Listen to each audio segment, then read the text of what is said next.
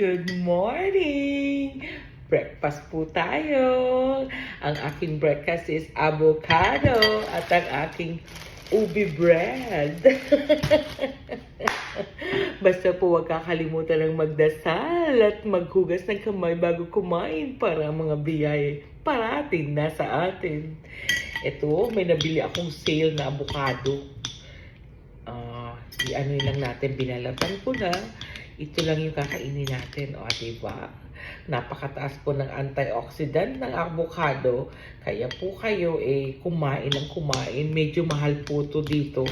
At ginto nga. Pero pag nag-sale, mukhang tag-avocado. Kaya medyo mura-mura siya. Pag medyo mahal po, hindi kaya. Imagine, kumikilo po ito ng mga 200 yata to 300 pesos kung i-convert.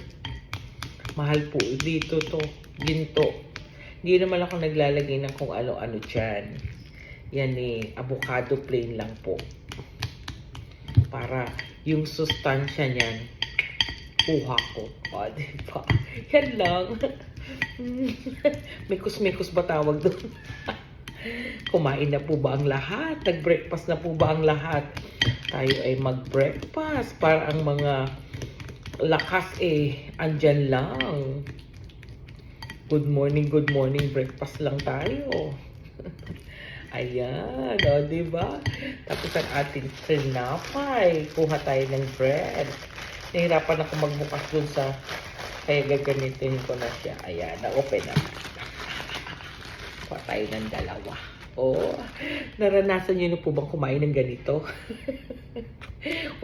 walang lasa po ang avocado, pero ang tinapay may ube, ilalagay natin siyang ipapalaman natin. Parang ice cream, o di ba? Kakaiba.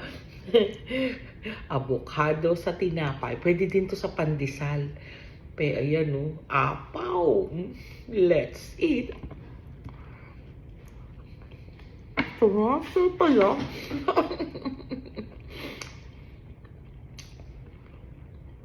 Yung tamis ng tinapay, yung malaban na dun sa avocado, kahit wala kayong nilagay. Dinurog lang. Sarap kaya. Kasi panilagyan ko pa ng sugar, nilagyan ko pa ng milk, marami na akong calories nun.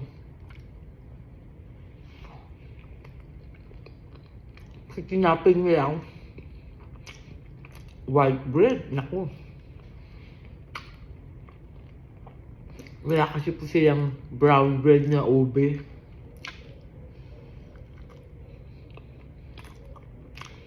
Sarap. Yum, yum, yum.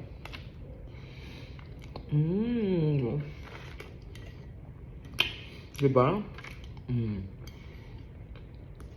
So, ibang breakfast.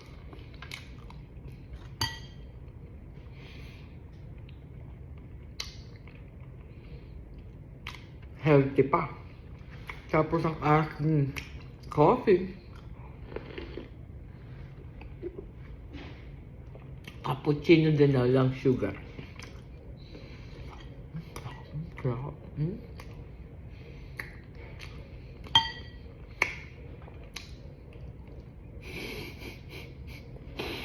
Ako yung subo. Sarap. Diba? Okay lang ating breakfast. May isa pa. Gusto natin yan. Isang buong avocado po ito. Natuwa ako. Sabi ko, pwede pala to.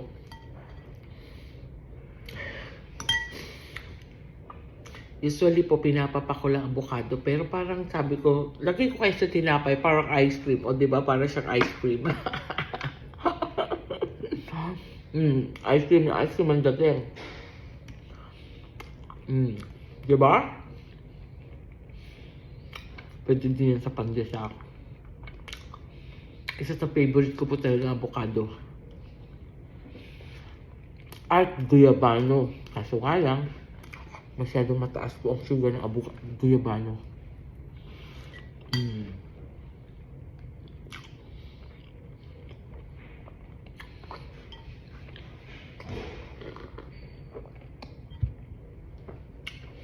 ating munting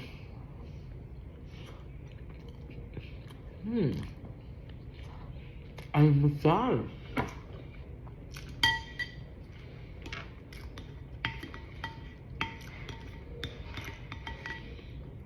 Avocado pa more.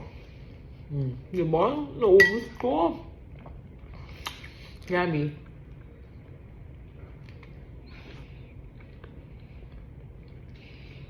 Try nyo yan.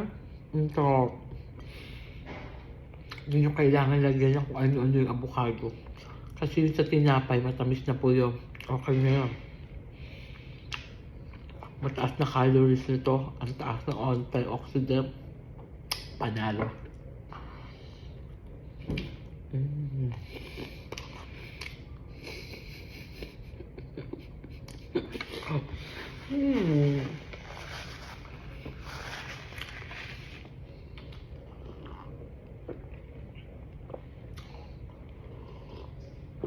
Oh, ayan, di ba? Mag-aalas 8:30 pa lang po ng umaga. So, pwede na tayong kahit mga alas 3 ang ating lunch. Dahil sa dami niyan. Thank you for watching. Sana po nag-enjoy kayo sa ating munting almusal. Pa-share, likes, and comments. And don't forget to follow me for more. See you in my next video, guys. Love you.